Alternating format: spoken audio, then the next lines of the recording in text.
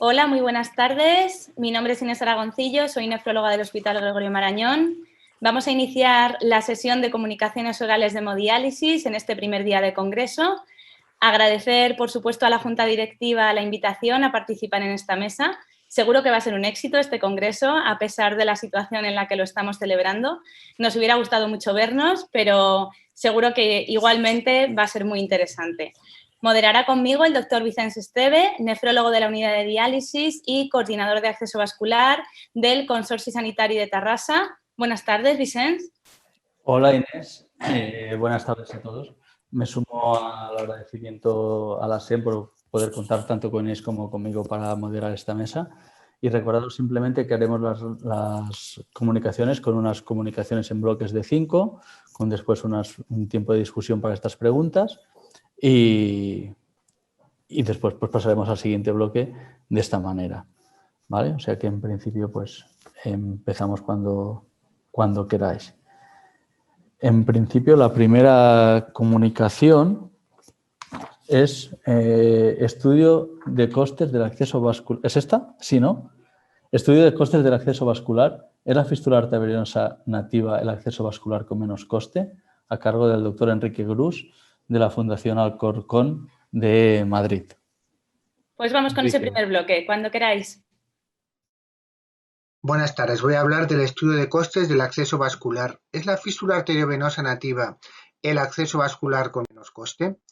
Todas las guías clínicas de acceso vascular recomiendan que la mayoría de los pacientes se deben dializar a través de una fístula nativa, que es considerada el mejor acceso vascular, superior a una fístula protésica o a un catéter venoso central. La fístula nativa presenta mayor tiempo de permeabilidad, requiere menos intervenciones para mantener la supervivencia y se asocia a una menor mortalidad. Sin embargo, los efectos económicos que implica la elección de un determinado acceso vascular han sido poco analizados. La fístula nativa es considerada económicamente el mejor acceso vascular, aunque en muchas ocasiones, hasta que se logra puncionar, presenta muchos fallos y puede poner en duda si realmente es el acceso vascular con menos coste. Aquí tenemos 4 estudios realizados entre el 2005 y el 2018 y los dos primeros estudios llegan a la conclusión que el acceso vascular nativo es el que menos coste por paciente año tiene respecto a otro tipo de accesos vasculares. Sin embargo, el estudio del 2017 llega a la conclusión de que el acceso vascular protésico es el que menos coste tiene, casi 5.900 euros de mediana, frente a una fístula nativa, 9.152 euros. Este estudio distingue claramente si la fístula nativa no precisa ningún tipo de intervención o si precisa intervenciones. En este caso, la fístula nativa que no precisa intervención, el coste de acceso vascular al año son de 7.000 euros frente a casi el doble o más del doble si la fístula nativa precisa algún tipo de reparación. El estudio del 2018 llega a una conclusión parecida respecto a las fístulas nativas. En España hay pocos estudios relacionados con el coste del acceso vascular y precisamente ese ha sido el objetivo de nuestro estudio, conocer el coste paciente año que supone en nuestro medio cada tipo de acceso vascular, incluyendo realización, seguimiento y complicaciones. Es un estudio observacional prospectivo histórico de pacientes incidentes entre el 2015 y el 2018, con seguimiento hasta diciembre del 2019. Los pacientes prevalentes no han sido incluidos, incluye tanto a pacientes del hospital como a pacientes de nuestro centro periférico, y el seguimiento del acceso vascular a lo largo de estos años se ha realizado con métodos de primera y de segunda generación. Se ha recogido de todos los accesos vasculares, por supuesto, el tipo de acceso vascular, fístula nativa, fístula protésica o catéter venoso central, cuándo se ha realizado la fístula, cuándo se ha empezado a utilizar y cuál es la fecha de CIN, qué tipo de reparación ha necesitado cada acceso vascular, reparación radiológica, reparación quirúrgica, tanto urgentes como programadas. En los catéteres venosos centrales se ha recogido cuándo un catéter requiere recambio y los gastos de uroquinasa que requiere la utilización de catéteres venosos centrales. Y también hemos recogido, en respecto a los ingresos, todos los ingresos relacionados con el acceso vascular. Esta es la tabla de costes que hemos utilizado del año 2019. Los costes quirúrgicos y de ingresos son los que hemos obtenido según la contabilidad analítica y de presupuestos de nuestro hospital, del UFA, los costes de radiología vascular según la SERAM y los costes de uroconesa han sido facilitados por la farmacia hospitalaria. De acuerdo a esto que acabo de decir, hemos obtenido que una fístula nativa cuesta realizarla casi 629 euros, una fístula protésica 1.217,48 euros, un catéter venoso central vale 969 euros y aquí tenemos también el coste que supone la reparación vascular, la reparación quirúrgica, los gastos totales de uroconasa, el coste que supone la realización de una fistulografía y el coste que supone el ingreso en nefrología o el ingreso en cirugía. En esta tabla vemos de forma detallada cómo hemos obtenido que una fístula nativa, el coste de la misma son 628,21 euros. Y en esta otra tabla lo mismo respecto a las fístulas protésicas, como hemos tenido un coste de realización de una fístula protésica de 1.217,48 euros. Estos son los pacientes que hemos tenido en el estudio, un total de 176 distribuidos en 97 fístulas nativas, 15 protésicas y 176 catéteres venosos centrales. La permeabilidad a lo largo de estos años de cada tipo de fístula es la que vemos en la diapositiva. Las fístulas nativas en total han tenido una permeabilidad de 67.171 días, las prótesis casi de 6.935 días y los catéteres de casi 53.000 días. La tasa de reparación anual por cada tipo de acceso vascular ha sido en fístulas nativas 0,21, en fístulas protésicas 0,74 y en catéteres venosos centrales la tasa de reparación anual ha sido de 0,45. Esta es la tabla final que hemos obtenido de coste de acceso vascular paciente año. Así vemos que el coste global de las fístulas nativas ha sido de 683,6 euros. De una fístula protésica el coste paciente año han sido de 2.200 euros y de un catéter venoso central de 1.900, casi 1.940 euros. Si distinguimos cuando un acceso vascular no ha tenido reparación y cuando sí ha tenido reparación, vemos que las fístulas nativas, las fístulas nativas no reparadas tienen un coste paciente año de 448 euros, pero si la fístula requiere reparación, 1.043,65 euros, más del doble. Respecto a la fístula protésica y al catéter venoso central, vemos lo mismo. Una fístula protésica que no se ha reparado tiene un coste de 1.536,5 euros, pero si se repara, el coste es prácticamente de 1.000 euros más y algo similar ocurre con el catéter venoso central, que el coste cuando se repara sube a casi 1.000 euros más. Esta diapositiva representa algo parecido a la anterior, de una manera más gráfica. Podemos ver cómo las fístulas nativas que están en verde, incluso cuando se reparan, es el acceso vascular con menor coste. Por lo tanto, la conclusión de nuestro estudio es que la fístula nativa es el acceso vascular con menor coste anual, incluso si precisa reparaciones. Muchas gracias. La fístula arteriovenosa nativa es el acceso vascular de elección por su elevada permeabilidad y el menor número de complicaciones. Y para que un acceso vascular funcione correctamente, sabemos que la clave es el proceso de maduración correcto. Las guías clínicas hacen una recomendación acerca de los ejercicios como estrategias para mejorar la maduración o la supervivencia de las fístulas. Sin embargo, los últimos estudios publicados demuestran que la realización de este tipo de ejercicios posoperatorios podrían ser una estrategia útil para mejorar la maduración de las fístulas. Recientemente cobra gran interés el uso de unos dispositivos de fuerza de agarre manual que se han relacionado con ámbitos como la rehabilitación, la nutrición o incluso el ejercicio físico, el deporte.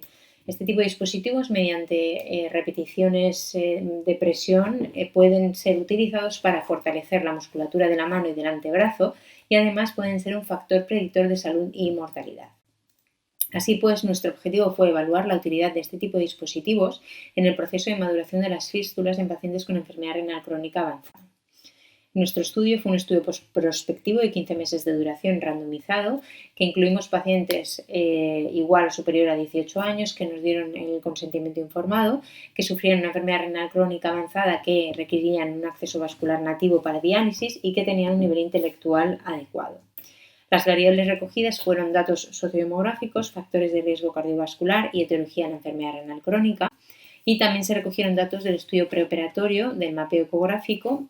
Se valoraron los diámetros de la vena distal y proximal, diámetros de la arteria radial y humeral y las velocidades pico sistólico y el índice de resistencia de la arteria radial. Se hizo también una exploración física de ambas extremidades superiores reglada, viendo sobre todo territorio arterial y territorio venoso, y también se recogían datos de fuerza muscular de ambas extremidades superiores.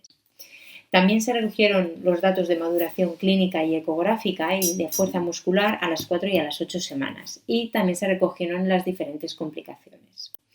De forma cronológica, en la primera visita que se realizaba a la semana posintervención, se hacía la randomización de los pacientes al grupo control o al grupo HANGRIP. El grupo control recibía los cuidados habituales y el grupo HANGRIP recibía un programa específico con este tipo de dispositivos de agarre manual ajustables.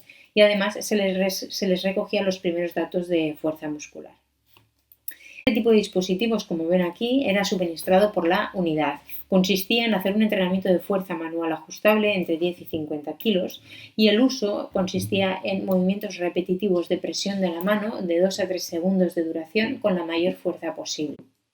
Esta es la hoja monitorización que se les hacía en entrega. Como ven, son ejercicios de carácter progresivo y que previamente ya se habían consensuado con rehabilitación de nuestro hospital y se hacían 2 tandas por la mañana y por la tarde, cada día de la semana. En la segunda visita, que se hacía a las 4 semanas, se recogían los datos ecográficos del diámetro de la vena de salida y del flujo de la arteria humeral y se recogían los datos de fuerza muscular. En este momento lo que se les hacía fue aumentar un 50% más de la medida de la fuerza basal que obtuvieron y se les volvía a entregar esta hoja de monitorización para que vuelvan a hacer el mismo número de repeticiones. La tercera visita se hacía a las 8 semanas y se volvían a recoger los datos ecográficos y la fuerza muscular que se habían recogido previamente en la segunda visita. Nuestros resultados mostraron, una vez excluidos los pacientes, se hicieron una randomización de 58 pacientes, 33 al grupo control y 25 al grupo HANGRIP. La etiología fundamental fue hipertensión y diabetes. Entre las variables sociodemográficas hubo diferencias entre los grupos, siendo los del grupo HANGRIP pacientes más diabéticos y con menor fuerza muscular. Además, también se vio en este grupo de pacientes que eran pacientes de mayor edad y con mayor comorbilidad, aunque esto no alcanzó la significación. En cuanto a las variables ecográficas posoperatorias, se vio un aumento del diámetro de la vena de salida y un aumento del flujo de la arteria humeral en ambos grupos. Y en cuanto a la fuerza muscular, solo vimos un aumento significativo en el grupo que realizaba ejercicios con el HANGRIP. En cuanto a los datos de maduración, observamos que el grupo HANGRIP obtuvo una mayor maduración clínica tanto a las 4 como a las 8 semanas. De la misma forma, este grupo HANGRIP obtuvo una mayor maduración ecográfica tanto a las 4 como a las 8 semanas. Cuando valoramos la maduración en los distintos territorios, en distal y en proximal, vimos que el grupo HANGRIP también tenía una mayor maduración clínica y ecográfica en ambos periodos, pero solo vimos significación estadística en la maduración clínica al final del estudio. Un 64,3% de los pacientes tuvieron buen cumplimiento y en cuanto a la adherencia al tratamiento vimos que el 72,3% tenía una adherencia bastante alta, aunque este porcentaje disminuía ligeramente en el segundo periodo. En cuanto a las complicaciones no vimos diferencias entre los grupos. Por tanto, concluimos que este tipo de dispositivo HANGRIP es una herramienta que puede ser efectiva, práctica y fácil de usar en la maduración de las fístulas nativas para diálisis y que fundamentalmente podría tener su uso a nivel del territorio distal. De hecho, puede constituir una novedosa alternativa terapéutica a los ejercicios isométricos posoperatorios en la maduración de estas fístulas nativas, pero no obstante se requieren más estudios que apoyen nuestros resultados. Gracias. Hola a todos. Muchas gracias por la oportunidad de estar hoy aquí. Mi nombre es Núria Monill, soy ingeniera biomédica en el CICN, el grupo de nefrología clínica, intervencionista y computacional del Hospital Universitario Parc Taulí de Sabadell. Les voy a presentar la comunicación e identificación de variables predictivas para el fallo precoz de la fístula arteriovenosa nativa a partir de un sistema de Machine Learning. Como ustedes saben, la fístula arteriovenosa nativa se ha posicionado como el acceso vascular de referencia, dado que se relaciona directamente con una mayor supervivencia del paciente, la reducción de complicaciones, de mortalidad y de costes. A pesar de ello, mantener la supervivencia de la fístula sigue siendo un desafío en la nefrología y a día de hoy no están claramente definidos factores de carácter predictivo que nos ayuden a estimar su supervivencia a corto o largo plazo. Con esto en mente, nuestro grupo llevó a cabo en 2016 un primer estudio de carácter multivariante que permitió desvelar la edad y el diámetro de la vena como los factores de mayor impacto en la maduración de la fístula. En paralelo a estos hechos, en los últimos años se ha visto un gran crecimiento y una expansión de la inteligencia artificial en muchas áreas, incluidas el área clínica. Este crecimiento exponencial se puede asociar directamente al aumento de la capacidad de computación de los dispositivos tecnológicos y al acceso que tenemos a ellos. La capacidad de la inteligencia artificial de identificar relaciones profundas y no lineales nos permite trabajar con grandes cantidades de datos y datos de carácter muy complejo, de una forma que la estadística clásica o métodos más tradicionales no nos permitían. Esta nueva herramienta de trabajo tiene gran potencial en el campo de la investigación, ya que se puede desarrollar aplicaciones de diagnóstico, predicción o personalización de tratamientos. Así pues, nuestro objetivo era identificar factores predictivos del fallo precoz de la fístula arteriovenosa nativa mediante Machine Learning, evaluando variables de comorbilidad biológicas o ecografía Doppler. Para ello, empleamos el mismo conjunto de datos que en el estudio de 2016, un conjunto de 117 fístulas arteriovenosas nativas con variables de antecedentes de la propia fístula de laboratorio y ecografía.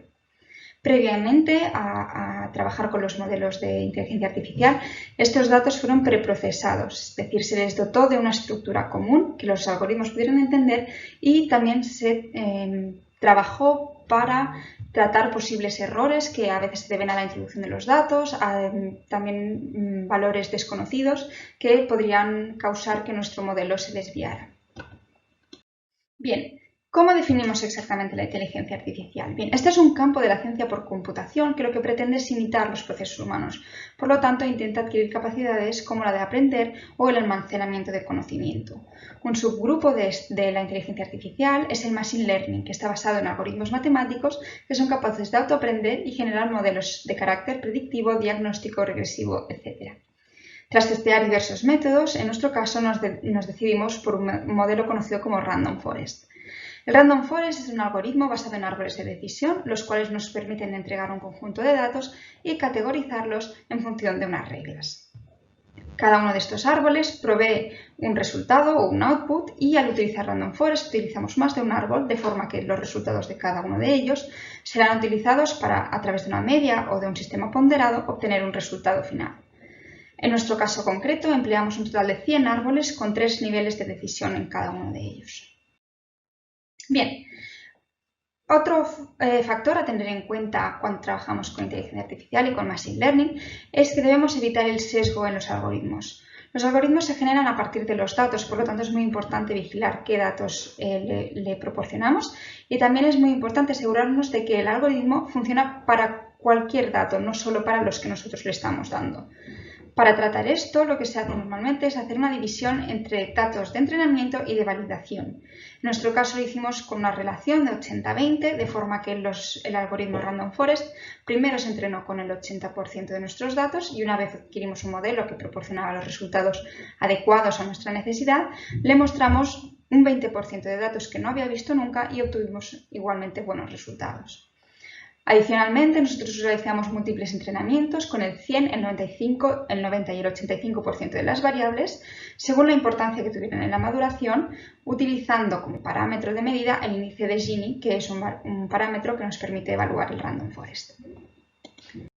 Bien, ¿qué ¿qué resultados hemos obtenido? Tras el análisis con Random Forest, encontramos que las variables que más influyen son la edad, el fósforo, el PTH, la ferritina, el calcio, la hemoglobina, el pico de velocidad sistólica radial y cubital, el índice de Charlson, el índice de resistencia radial, la PCR y el diámetro de los vasos. Si estos valores los comparamos, estos resultados los comparamos con los que obtuvimos a través del estudio multivariante, este nos mostró el diámetro de la vena y la edad como los de principal efecto, seguidos del pico de velocidad sistólica en la arteria radial y cubital. En nuestro caso se mantiene la edad como variable más relacionada con la maduración y las siguientes por relación son variables relacionadas con el metabolismo mineral, con la inflamación y con la ecografía. Así pues, en comparación con los modelos estadísticos tradicionales, las técnicas de Machine Learning permiten generar nuevos hallazgos que difieren de las guías actuales. Se han detectado la misma relevancia para la edad para el fallo precoz de la maduración de la fístula arteriovenosa nativa, pero sorprende la mayor participación de las variables relacionadas con el metabolismo mineral o la inflamación que las basadas en ecografía. En conclusión, la inteligencia artificial permite un abordaje que puede suponer un cambio de paradigma. Muchas gracias por su atención. Si tienen cualquier pregunta, será un placer responderles. Gracias. Hola, soy Paz Castro, residente en el Hospital General Universitario de Ciudad Real, y a continuación os presentamos la comunicación Efecto de la hiperfosfatemia como predictor de permeabilidad primaria tras la creación del acceso vascular. Como sabemos, el acceso vascular para hemodiálisis es esencial para el enfermo renal, tanto por su morbimortalidad asociada como por su repercusión en la calidad de vida. El acceso vascular de elección es la fístula arteriovenosa autóloga, ya que tiene menor índice de infección y trombosis que las prótesis vasculares y los catéteres. La disfunción del acceso vascular es una de las principales causas de morbimortalidad. El fallo precoz de la fístula arteriovenosa autóloga, definido como ausencia de permeabilidad en los primeros 30 días tras su creación, es frecuente, con una incidencia del 9 al 53%. La fisiopatología del fallo no está del todo bien definida. Sin embargo, una dilatación inadecuada o la presencia de estenosis temprana suele ser la culpable en la mayoría de los casos de falta de maduración. Dentro de los factores de riesgo asociados al fallo precoz de la fístula, se está prestando cada vez más atención a la patología vascular preexistente en pacientes con enfermedad renal crónica, de forma que la calcificación vascular puede limitar la dilatación y la hiperplasia de la íntima puede causar estenosis.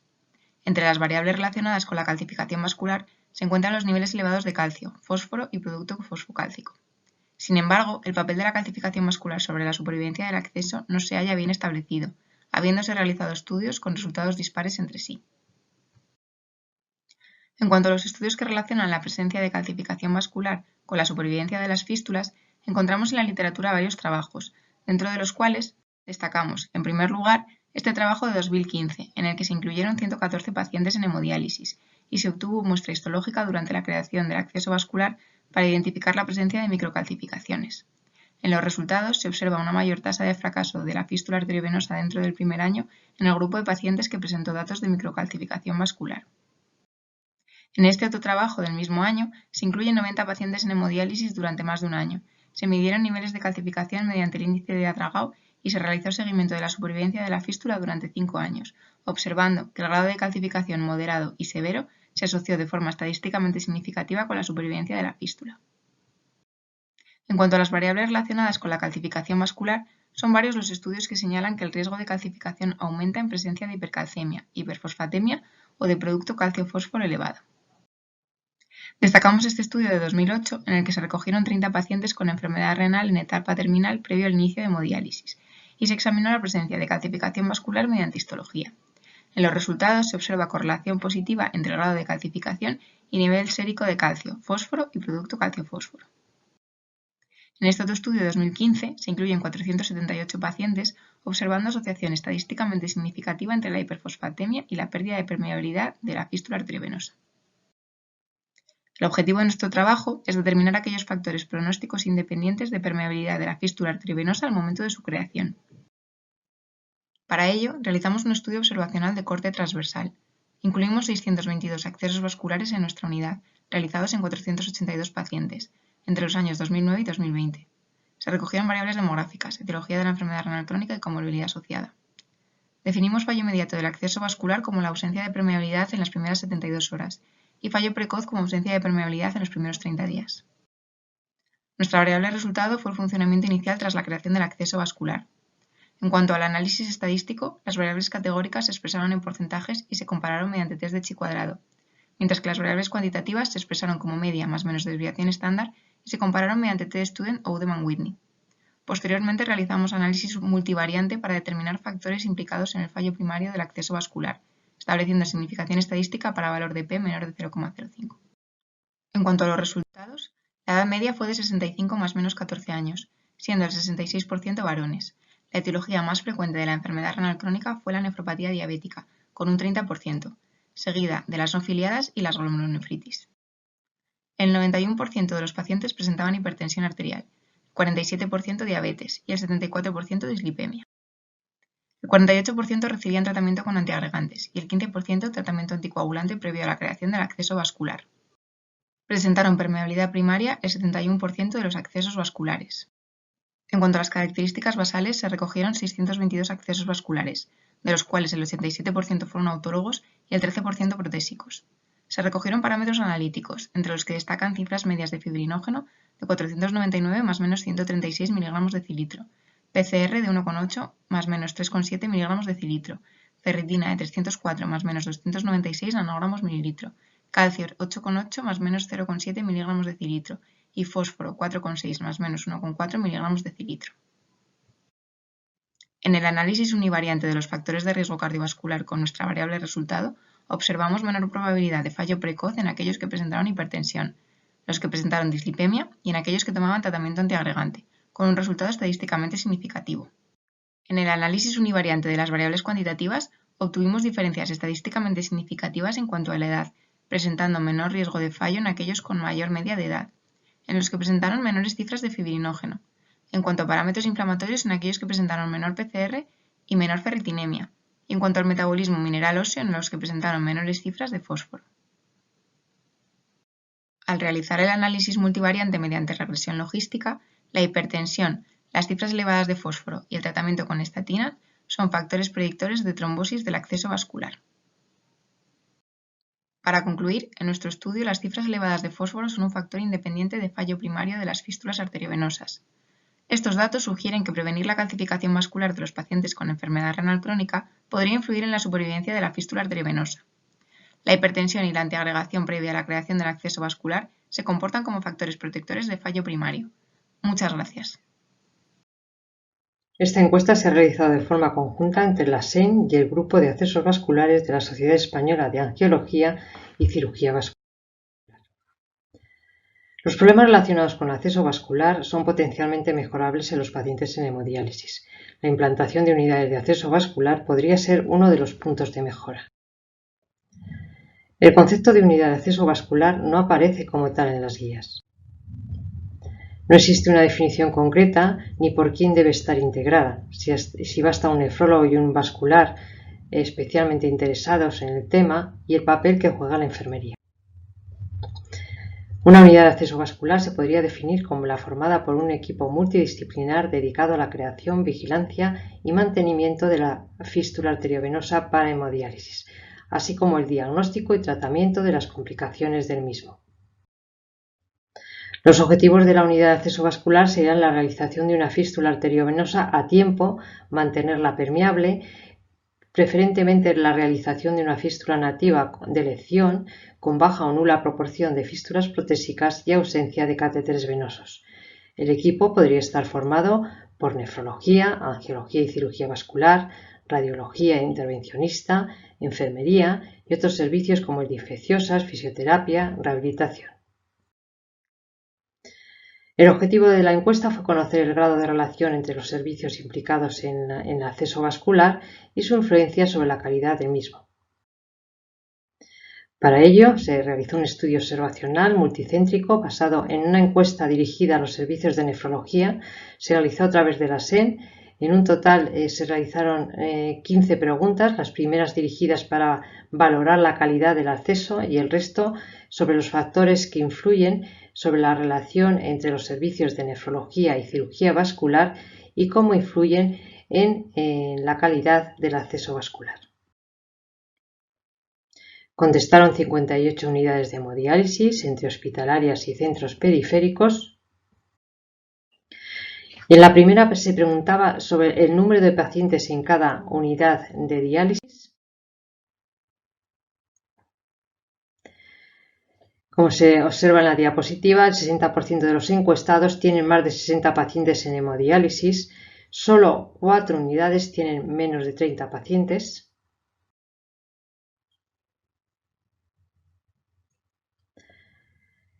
Solo el 30% se les realiza una fístula antes del mes, es decir, casi del 40% tiene una lista de espera de más de 2 meses. Siguiendo con la calidad del acceso vascular en cuanto al porcentaje de pacientes en hemodiálisis dializados a través de catéter central permanente, el 65% de los servicios tienen más del 30% de pacientes dializándose a través de catéter. Siguiendo con la calidad del acceso, el 90% de las unidades tienen menos del 30% de fístulas protésicas y el 70% tiene menos de un 10%. Esto es un buen resultado. Las siguientes preguntas iban dirigidas a la presencia o no de unidades de acceso vascular.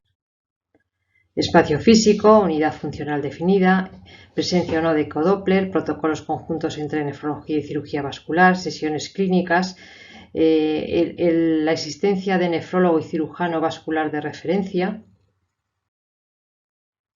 Una de las preguntas iba dirigida al papel del radiólogo vascular y las últimas sobre la disposición o no de cirujano y radiólogo vascular de guardia. La mayoría de las unidades, el 77%, disponen de ecodoppler y nefrólogo de referencia dedicado al acceso vascular. Solo un 56% disponen de cirujano vascular las 24 horas. En cuanto a la relación entre el tamaño de la unidad de diálisis y las respuestas formuladas, con las preguntas formuladas, se encontró que cuando mayor es la unidad, hay un mayor número de protocolos y mayor también la participación del radiólogo vascular. En relación con la lista de espera y la unidad de acceso vascular, algunas de las preguntas alcanzaron significación estadística y otras con tendencia. El resultado es que la disponibilidad de un espacio físico específico, la realización de sesiones conjuntas y la presencia de cirujano disponible las 24 horas se relacionó significativamente con menos lista de espera. En relación con la cantidad de catéteres venosos centrales y la presencia o no de unidad de accesos vasculares, también alguna de las preguntas alcanzó significación estadística y otras una tendencia positiva.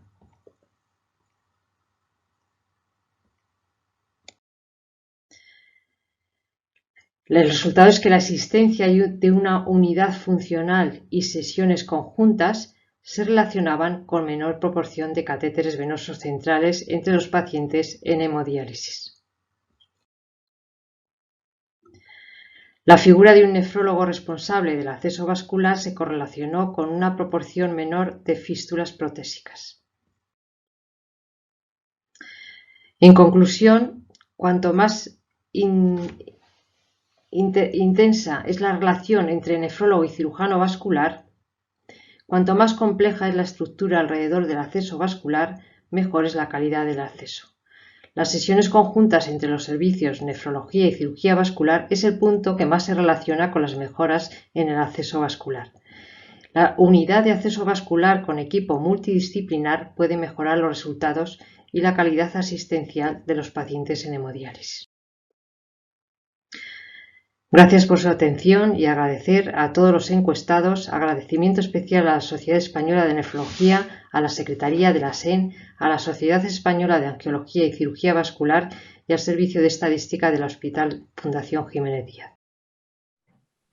Muy buenas tardes otra vez a todos. Ya estamos en la discusión del primer bloque, gracias a los ponentes. No hemos recibido todavía ninguna pregunta de la sala. En el asistente de preguntas, recordaros que tenéis la pestaña de preguntas que las podremos ir incorporando. Mientras tanto, pues vamos los moderadores con alguna de las dudas. Vicens. Enrique, por favor, una pregunta. Ya sabes que hay estudios con gente avanzada que hablan de, sobre todo si son señoras y con diabetes, que incluso la presencia de catéteres comparado con PTF pues puede tener alguna ventaja. ¿Qué recomendación tendrías tú para este tipo de pacientes con más de 75 años, con los resultados que tenéis? ¿Propondrías un catéter o propondrías un PTF? Pues, hombre, yo en principio siempre soy partidario de un PTFE frente a un catéter, porque creo que en principio es mejor ese tipo de acceso vascular.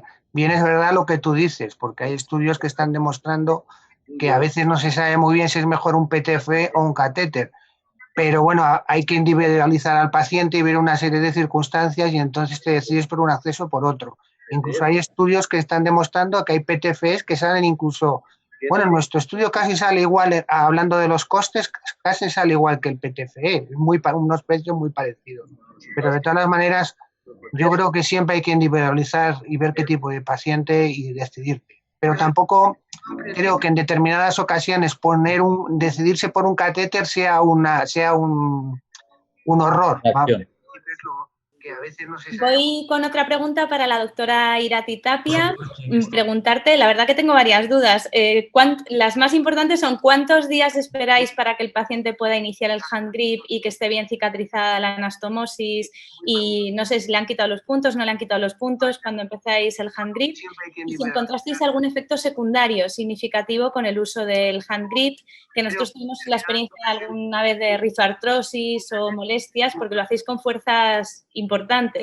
Bueno, primero gracias por tus palabras, Inés. Y respondiendo a tus preguntas, la primera, normalmente esperamos aproximadamente lo rutinario, que son unos 7 días, para ver, hacemos normalmente un control a la semana y vemos si eso está bien cicatrizado, empezamos los ejercicios. Si vemos que eso no está bien cicatrizado, esperamos a que eso esté bien cicatrizado para empezar los ejercicios, un poco como lo estándar.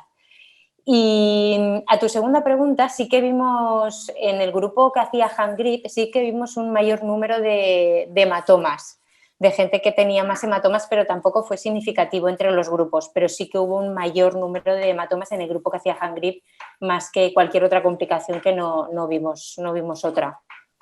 Ok, y solo una cosilla más, la maduración clínica era muy baja en el grupo control respecto al grupo de hand grip y sin embargo la ecográfica era como el doble. Era por preguntarte un poco los criterios que seguisteis de la maduración clínica, si era por enfermería experta o... Bueno, los criterios de maduración clínica los seguimos como los que basados en las guías clínicas. Enfermería experta, pues es la que tenemos en diálisis, que yo considero que ya es enfermería experta. Y bueno, yo creo que la diferencia entre una maduración clínica y ecográfica diferente es que a nivel ecográfico siempre igual es más fácil ver un diámetro que cumpla unos diámetros más que a nivel clínico, ¿no? Muchas veces te puedes encontrar, igual más a nivel del codo, sí que te puedes encontrar una cefálica muy buena y a nivel clínico es más fácil de ver, pero a veces en las radiales no es tan fácil y a nivel ecográfico sí. Entonces yo creo que eso diferenciaría un poquito las diferencias en relación a la clínica con la ecográfica. Sin duda. Enhorabuena, muy interesante. Gracias.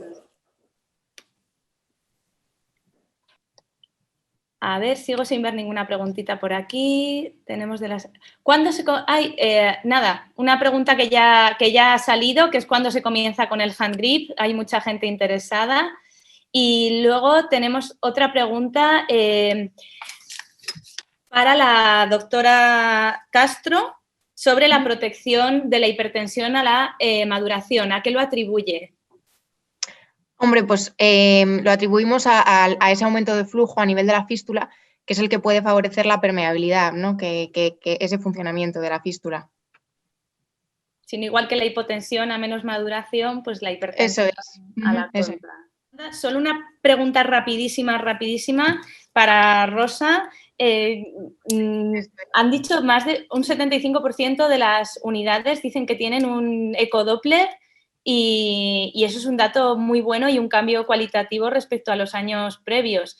La cosa es que pase lo que pase, a pesar de todo lo que estamos haciendo por mejorar las autólogas en las unidades, seguimos teniendo un porcentaje de catéteres que yo creo que muy poca, bueno, lo has dicho tú, que pocas unidades bajan del 30%, y te quería preguntar si crees que hemos tocado techo o tenemos todavía margen de mejora.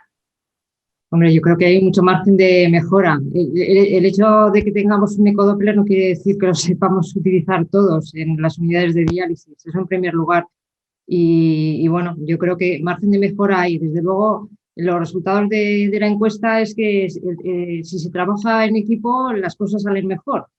Y bueno, pues el objetivo es que se difunda de alguna manera entre vasculares y nefrólogos y se intentan, pues siempre hay margen de mejora, desde luego. Bueno, pues como decía Vicens, no queremos pasarnos de tiempo, vamos justitos ahora. Dar las gracias a todos los ponentes, enhorabuena a todos y pasamos al segundo bloque de comunicaciones. Muchas gracias por la presentación. Como ustedes saben, recientemente hemos incorporado a nuestro arsenal terapéutico los dializadores de medio cutoff. Estos dializadores nos permiten la depuración de toxinas urémicas de mayor peso molecular y hablamos de diálisis expandida para esta modalidad de tratamiento. El objetivo del estudio fue comparar esta hemodiálisis expandida versus la hemodiafiltración a diferentes flujos de infusión para identificar los principales determinantes que influyen y buscar el punto de corte en el cual la hemodiafiltración postdilucional sería igual o podría superar a la hemodiálisis expandida. Para ello, estudiamos 12 pacientes, 9 hombres y 3 mujeres, y cada paciente recibió 12 sesiones de diálisis con el mismo monitor en el que se cambió el flujo de sangre, 6 sesiones con flujos de 350 y 6 sesiones de 400 mililitros por minuto, y cada una de estas 6 sesiones se realizó una con un dializador de medio cutoff y las otras 5 con Elixona, en el que solo se varió el flujo de infusión. Hemodiálisis, infusión 0, 50, 75, 90 o una infusión automática que intenta ir al máximo de infusión para optimizar este volumen convectivo. Aquí les muestro las características de ambos dializadores y, lógicamente, en todas las sesiones se mantuvieron constantes los parámetros de diálisis. Aquí se muestran las etiologías de la insuficiencia renal crónica y quisimos calcular el porcentaje de reducción de diferentes solutos para poder calcular el Global Removal Score para mostrar los resultados en un solo número.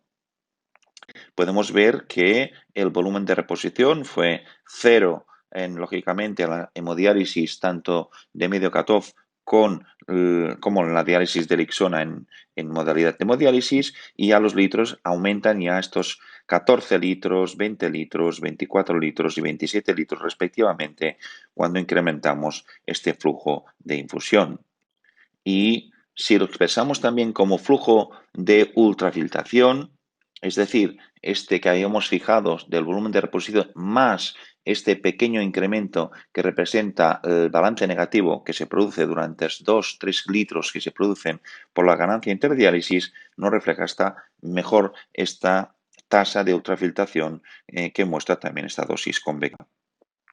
Y por último, también quisimos calcular cuál era esta fracción de filtración. El Grupo Europeo recomienda un mínimo de 20% en la hemodiafiltración postdilucional para que sea eficaz, efectiva, y vemos aquí como ya a partir de 75 está por encima de este 20%. Y en cuanto a depuración, ya vemos cómo no hubo grandes diferencias entre las 6 sesiones que queremos comparar en cuanto a depuración tanto de urea como de creatinina. Sin embargo, cuando ya expresamos la el porcentaje de reducción de moléculas más grandes, en este caso entre 12.000, 17.000 y 24.000 Daltons, podemos ver que va aumentando progresivamente cuando incrementamos el flujo de infusión en las técnicas de hemodiafiltración y lo comparamos con la primera columna a la izquierda que representa la hemodiálisis con dializadores de medio cutoff. Con respecto a moléculas más grandes como la alfa-1 microglobulina 30.000 Daltons o la alfa-1 glicoproteína ácida, tenían un comportamiento similar, un incremento progresivo cuando incrementábamos el volumen convectivo y como medida de seguridad vemos que el porcentaje de reducción de albúmina se mantuvo similar en las 6 sesiones de tratamiento. Vemos los resultados. Aquí vemos en un solo número, con este Global Removal Score, vemos que la hemodiálisis expandida tiene un valor de 52.4 y vemos cómo va incrementando progresivamente de 40 hasta 61 con un flujo de sangre de 350, ligeramente superior con un flujo de sangre de 400, que era de 53,5, muy parecido con la diálisis expandida, y también aumentaba desde 44 hasta 61 porcentaje de este Global Removal Score con este flujo de sangre. Y bien, por último, cuando buscamos este punto de corte, cuando lo expresábamos como el volumen de reposición, podemos ver que a 350 el punto a partir del cual la hemodiafiltración superaba a la hemodiálisis expandida era de 19.2 litros y expresado en las sesiones de 400 mililitros minuto, este era de alrededor de 18. Expresado como este coeficiente o flujo de ultrafiltración, pueden ustedes ver que a partir del punto de 80.6 mililitros por minuto superaba a la hemodiálisis expandida en 350 y a partir de 75 exactamente 74.1 con un flujo de sangre de 400 mililitros por minuto. Finalmente, el punto de fracción de filtración que superaba la hemodiálisis expandida fue del 23% con un flujo de sangre de 350 y del 19% con un flujo de sangre de 400 mililitros por minuto. En conclusión, este estudio confirma la superioridad de la hemodiafiltración postdilucional sobre la hemodiálisis expandida cuando el volumen de reposición, volumen convectivo total, flujo de ultrafiltración o fracción de filtración superan ciertos valores. El aumento de flujo de sangre en hemodiafiltración permite aumentar la dosis convectiva y alcanzar el punto de corte sobre la hemodiálisis expandida más rápidamente. Muchas gracias por su atención.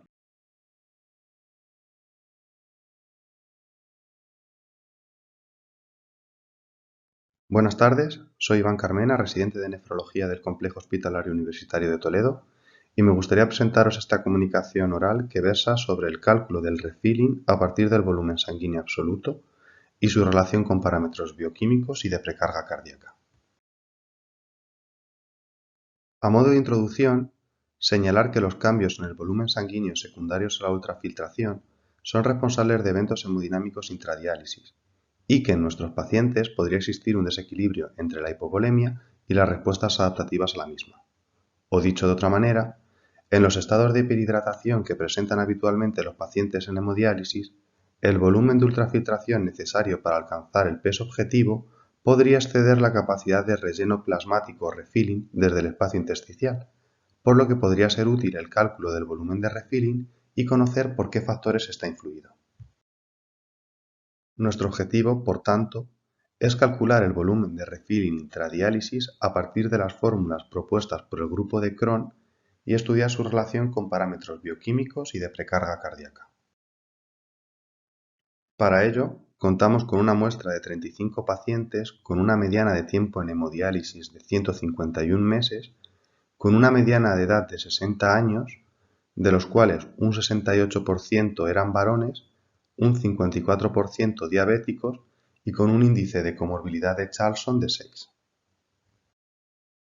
Para poder llevar a cabo el estudio, precisamos de un monitor de hemodiálisis que dispusiera de modo PVM y que por tanto nos permitiera registrar el volumen sanguíneo relativo en tiempo real y que además fuera capaz de infundir un bolo online. Además, necesitamos un sistema de monitorización hemodinámica no invasiva para cuantificar parámetros como el volumen sistólico. El paciente llega a la sala de hemodiálisis y 5 minutos antes de su conexión se coloca el sistema de monitorización hemodinámica no invasiva y se procede a una extracción analítica para obtener los parámetros de laboratorio que estábamos interesados en medir, como la albúmina o el NT-proBNP. Hecho esto, se conecta al paciente pero sin programar ultrafiltración alguna y se infunde un bolo online de 240 mililitros. Esta infusión de volumen resulta de vital importancia por varias razones. En primer lugar, porque nos permite calcular el volumen sanguíneo absoluto prediálisis mediante la ecuación propuesta por el grupo de Cron y que se muestra en la diapositiva. Para realizar este estudio hemos utilizado el volumen sanguíneo absoluto y no el relativo porque ha demostrado ser un mejor reflejo del volumen sanguíneo del paciente al tener en cuenta también el volumen aportado por la microcirculación. Y es que una vez conocido el volumen sanguíneo absoluto prediálisis, podemos calcular el volumen sanguíneo absoluto y el refilling en cualquier momento de la sesión. Y en último lugar, porque nos permite calcular la variación del volumen sistólico, un parámetro de precarga cardíaca que nos permite dividir a los pacientes en respondedores o no respondedores a volumen en función de si el volumen sistólico varía más o menos del 10% tras la infusión de volumen. Una vez infundido ese bolo online, se programa la ultrafiltración necesaria para alcanzar el peso objetivo del paciente, sumando los 240 mililitros del bolo, y se procede a realizar la sesión de hemodiálisis. Al finalizar la sesión, gracias a las fórmulas que se muestran, calculamos el volumen sanguíneo absoluto postdiálisis y el volumen de refilling intradiálisis. Como observamos en la tabla superior, el volumen sanguíneo absoluto prediálisis fue de 6,7 litros y postdiálisis de 5,1 litros. Ajustado al peso seco del paciente, el volumen sanguíneo absoluto prediálisis fue de 96 mililitros por kilo y postdiálisis de 74 mililitros por kilo. En la tabla inferior podemos comprobar que la ultrafiltración total fue de 2,7 litros, que la tasa de ultrafiltración fue de 0,7 litros por hora y que el volumen de refilling fue de 2,4 litros.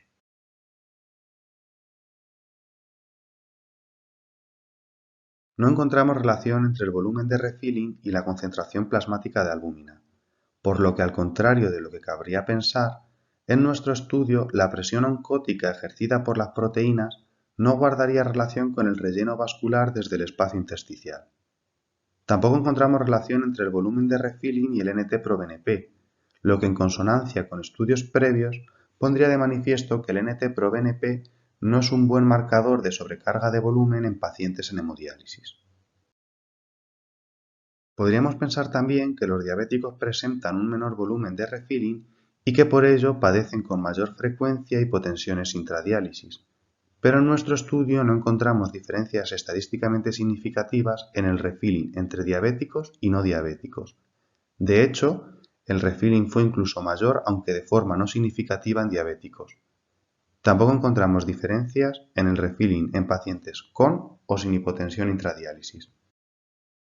Sí que encontramos una correlación fuerte entre el refilling y la ultrafiltración y entre el refilling y la tasa de ultrafiltración, algo lógico si tenemos en cuenta la fórmula propuesta por Cron que utilizamos para el cálculo del volumen de refilling. Pasando ahora a hablar de la precarga, en la curva de Frank-Starling diferenciamos dos zonas. Una zona dependiente en la cual un aumento de la precarga trae consigo un incremento del gasto cardíaco, y una zona de meseta en la cual un aumento de la precarga no produce un incremento del gasto cardíaco, sino que da lugar a un aumento de presiones intracavitarias que promueve efectos deletéreos. En el momento prediálisis suele existir una sobrecarga de volumen que de forma visual en la curva de Frank-Starling nos haría situarnos en la zona de meseta, de forma que, como vemos en la gráfica de uno de los pacientes, la infusión de volumen no produciría un aumento significativo del volumen sistólico. Por el contrario, en el momento postdiálisis, una vez resuelta la sobrecarga de volumen, nos encontraríamos en la zona dependiente, de modo que la infusión de volumen sí que aumentaría el volumen sistólico. En el momento postdiálisis, dividiendo a los pacientes en respondedores o no a volumen, en función de si el volumen sistólico aumentó más o menos del 10% tras el aporte de volumen, observamos que los pacientes respondedores presentan un mayor volumen de refilling, lo que podría hacernos pensar que han eliminado de forma más efectiva el exceso de agua extravascular y por tanto responden mejor a la infusión de volumen.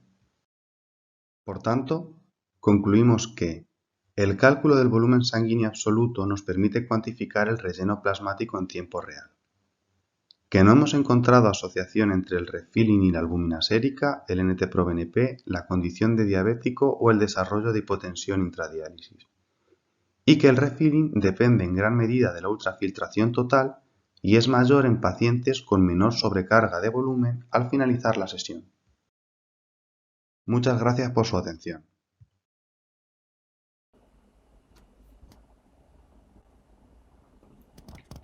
Como todos conocen, Etecalcetide, un nuevo agente calcimimético para el tratamiento del hiperparatiroidismo secundario en pacientes en hemodiálisis, ha demostrado su efectividad sobre el control del metabolismo óseo mineral.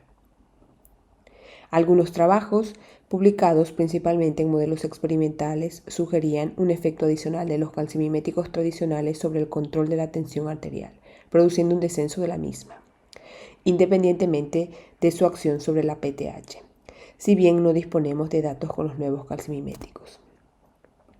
Aquí unos cuantos ejemplos de los artículos publicados. En base a estos estudios y esta hipótesis decidimos realizar esta revisión en nuestros pacientes. Así pues, se diseñó un estudio prospectivo unicéntrico de 12 meses de evolución en pacientes tratados con Etecalcetide en nuestra unidad de hemodiálisis. El objetivo fue analizar el efecto de Etecalcetide sobre la evolución del control de la tensión arterial y el metabolismo óseo mineral tras un año de tratamiento. La metodología consistió en la recolección de los datos bioquímicos relacionados con el metabolismo óseo mineral, parámetros bioquímicos de calcio, fósforo, PTH, FGF23, datos de adecuación de hemodiálisis, KTV, calcio de Cuba, peso teórico o ganancia interdiálisis. Esto se recolectó al inicio, a los 6 y 12 meses. El tratamiento dirigido para el hiperparatiroidismo y para el control de la tensión arterial se recolectó al inicio y al final del estudio. En cuanto a los datos de la tensión arterial, se recogió la tensión arterial sistólica, tensión arterial media, tensión arterial diastólica, prehemodiálisis y la presión de pulso de cada sesión de hemodiálisis durante el mes 1, mes 6 y mes 12. Un total de 540 determinaciones de cifras de tensión arterial fueron los que se analizaron. En cuanto a las principales características clínicas de nuestros pacientes, decir que nuestra unidad de diálisis cuenta con 65 pacientes en el programa, 15 de los cuales fueron incluidos, que se encuentran bajo tratamiento con Etecalcetide, con una dosis media de 18 miligramos semanales. La edad media fue de 52 años, un 53% de sexo masculino, un tiempo medio en diálisis de 75 meses. La causa principal de la insuficiencia renal fue la nefropatía diabética con un 40%.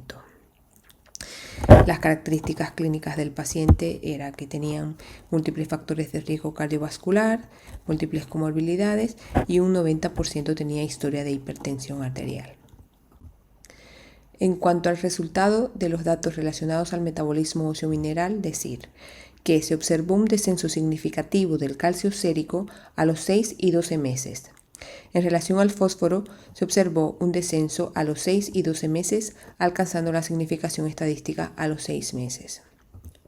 En relación a la PTH, de igual manera, se observó un descenso significativo a los 6 y 12 meses.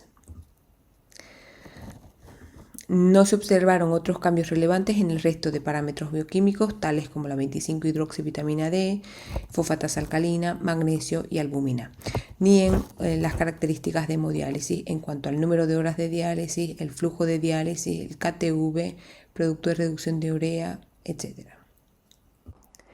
Otro de los efectos beneficiosos de Etecalcetide es el descenso del FGF23. En nuestro estudio, de igual manera, hemos observado un descenso significativo a los 6 y 12 meses respectivamente. Por lo que respecta al tratamiento relacionado con el metabolismo óseo mineral, No se observaron cambios significativos en el tratamiento, a nivel de quelantes prácticamente sin ninguna diferencia. Únicamente destacamos un descenso de aproximadamente un 30% en el uso de análogos de la vitamina D y un 20% en el uso de calcidiol, sin ser significativo. Por otra parte, las concentraciones del calcio de Cuba no se observaron diferencias significativas al finalizar el estudio. Por lo que respecta a la tensión arterial, como he mencionado anteriormente, aquí les muestro el resultado del análisis de 540 determinaciones de la tensión arterial a lo largo de un año. Bien, entonces, por lo que respecta a la tensión arterial sistólica, observamos un descenso progresivo de las cifras de tensión arterial sistólica, siendo significativo a los 12 meses. No observamos diferencia en cuanto a la tensión arterial diastólica ni a la tensión arterial media. En la presión de pulso, igualmente, observamos un descenso significativo a los 12 meses. Y un dato importante es que no se encontró diferencia en cuanto al peso teórico ni a la ganancia interdiálisis al finalizar el estudio. En cuanto al tratamiento de la tensión arterial, se recogió tanto el tipo de fármaco como el número de fármacos que recibían. Así pues, aquí les muestro los porcentajes de utilización de hipotensores según la familia al inicio del estudio. Destacar que un 47% de los pacientes no recibían ningún tratamiento hipotensor. Al finalizar el estudio, no se observó diferencia en cuanto al número de fármacos ni el subtipo de antihipertensivos respecto al inicio.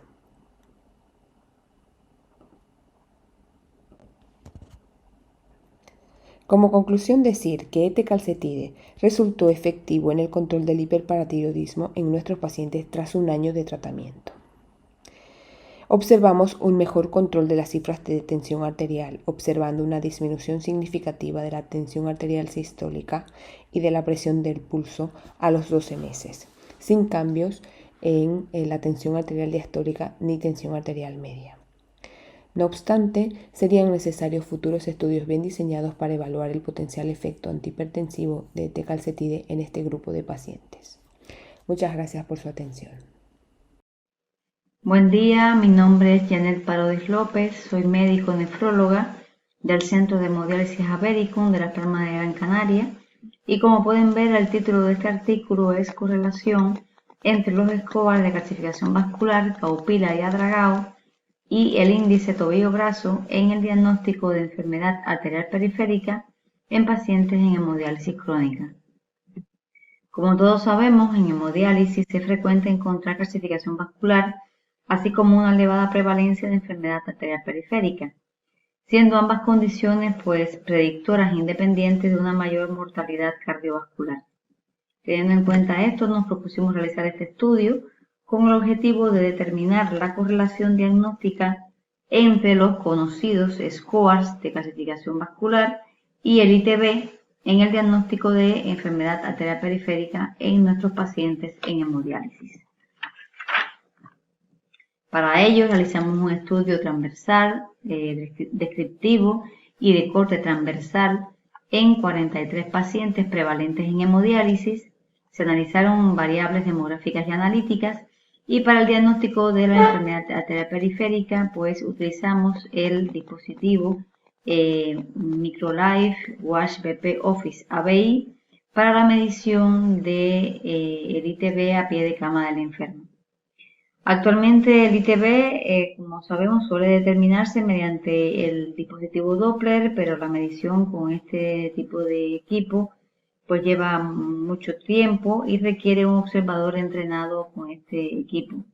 Nosotros, como no contamos con el Doppler, usamos este otro equipo homologado que también nos permite evaluar el ITB de forma rápida, sencilla y fiable. Como pueden ver, cuenta este dispositivo con varios manguitos para brazos talla M y L y un manguito talla M para tobillo.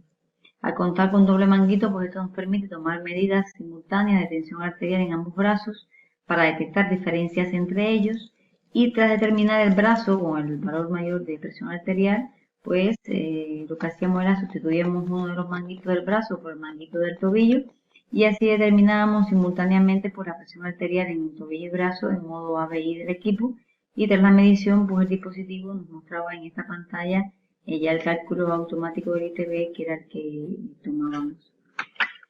Medimos el ITB en cada paciente previo a la hemodiálisis, haciendo como mínimo 2 mediciones por paciente, y posteriormente dividimos los enfermos en 3 grandes grupos, como podemos ver aquí.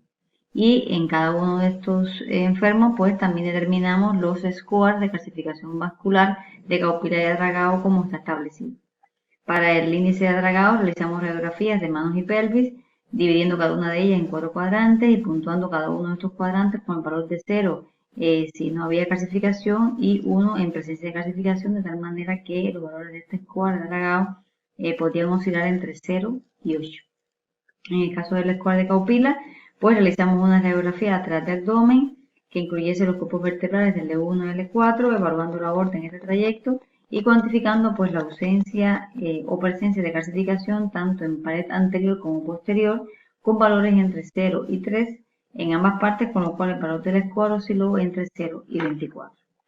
¿Qué resultados obtuvimos? Bueno, los más importantes fueron que la mayoría de nuestros enfermos eran de sexo masculino, el 34,9% fueron diabéticos, esta fue la edad media de nuestros enfermos, y el 83,7% portaban fístula arteriovenosa.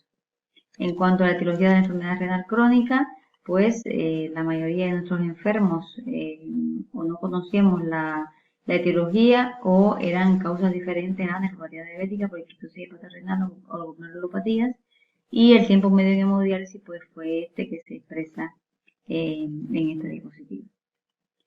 Entre los resultados de la estadística descriptiva encontramos que el ITB medio fue de 1,13 y los valores medios de los índices de calcificación vascular fueron de 8,12 y 6,19 para Kaupila y Adragao respectivamente. El diagnóstico de enfermedad arterial periférica pues fue frecuente, como pueden ver aquí, pues el 55% de nuestros enfermos la presentaban, expresado esto por ITB pues patológicos menores de 0,9 o mayores a 1,3. Cuando relacionamos el ITB y los scores de calcificación vascular, encontramos que el índice de Kaupila y el ITB pues mostraban una relación inversa estadísticamente significativa. O sea que en la medida en que el ITB era menor, pues vemos que los pacientes presentaban medias mayores de Kaupila. Y esto fue pues estadísticamente significativo. Y esta gráfica lo refleja muy claramente, o sea, A menor ITB, pues mayor Kaupila, significativa esta relación estadísticamente. Sin embargo, no sucedió lo mismo con el score Adragao. Como podemos ver en esta gráfica, a pesar de que a menor ITB, como pueden ver aquí, a menor ITB, pues mayor Adragao, esta relación no fue significativa. Como otro dato a señalar, encontramos una diferencia estadísticamente significativa en la media de edad entre los pacientes con ITB patológicos, señalado en rojo, con respecto a ITB normales. O sea que en presencia de ITB menor de 0,9 o mayor a 1,3, las edades, como pueden ver, eran significativamente superiores cuando se compara con aquellos pacientes con ITB normales, y esto también se refleja muy claramente en la gráfica. En el análisis multivariante y de regresión logística, considerando el ITB como variable dependiente, vemos que los scores de clasificación vascular, Kaupila y Adragao, pues no predijeron un mayor riesgo de enfermedad arterial periférica. Lo que encontramos nuevamente fue que la edad sí que se relacionó de manera significativa con el ITB. Como pueden ver aquí, siendo de manera independiente la edad un factor predictor de ITB más alto. O sea, más edad, pues mayor ITB y por tanto mayor probabilidad de calcificación vascular en estos enfermos añosos. ¿Qué podemos concluir? Bueno, que en primer lugar la enfermedad arterial periférica es frecuente en pacientes en hemodiálisis, especialmente en pacientes añosos, que el índice de Kaupila y el ITB pues son herramientas útiles en el diagnóstico de enfermedad arterial periférica que deberíamos de utilizar con más frecuencia en la práctica médica diaria, y que necesitamos una N más alta probablemente para una mejor valoración diagnóstica entre los scores de clasificación vascular y el ITB. Muchas gracias. Buen día, mi nombre es Janet Parodi López, soy médico nefróloga del Centro de Hemodiálisis Habericum de Las Palmas de Gran Canaria y el título de este artículo es Magnesio y calcificaciones vasculares en pacientes en hemodiálisis crónica. En la enfermedad renal crónica, las alteraciones en el metabolismo de iones divalentes como el calcio, el fosfato y el magnesio sabemos que juegan un papel importante en el desarrollo de calcificación arterial. Algunos estudios incluso han sugerido que el magnesio puede proteger contra la calcificación arterial, relacionándose la hipomagnesemia con calcificaciones vasculares en pacientes en hemodiálisis. Así que el objetivo principal de nuestro estudio fue reconocer la relación entre los niveles de magnesio y las calcificaciones vasculares en nuestros pacientes en hemodiálisis. Para ello realizamos un estudio observacional descriptivo y de corte transversal en 43 pacientes prevalentes en hemodiálisis, evaluando en ellos la relación entre el magnesio y las calcificaciones vasculares usando los conocidos scores de clasificación vascular de Kaupila y Alvarado. Como resultado encontramos lo siguiente: la mayoría de nuestros enfermos eran de sexo masculino, el 34,9% eran pacientes diabéticos, esta fue la edad media de nuestros enfermos, y el 83,7% portaban fístula arteriovenosa. Este fue el tiempo medio en hemodiálisis de nuestros enfermos. Y en cuanto a la etiología de la enfermedad renal crónica, pues en la mayor parte de nuestros enfermos o no conocíamos la causa de la enfermedad renal, o eran causas diferentes a nefropatía diabética, poliquistosis hepatorenal o glomerulopatía. Entre los resultados de la estadística descriptiva encontramos, como vemos aquí en este gráfico, una relación estadísticamente significativa entre valores más bajos de magnesio en presencia de valores más altos de Kaupila. O sea, con valores de Kaupila superiores a 8, se encontraron valores de magnesio más bajos, como pueden ver aquí, y de manera significativa. En relación con otros iones, no se encontró la asociación significativa entre los scores de calcificación vascular y, por ejemplo, calcemia, pero esta relación sí que fue significativa con el producto fosfocálcico y marginalmente significativa con el fósforo y con el bicarbonato.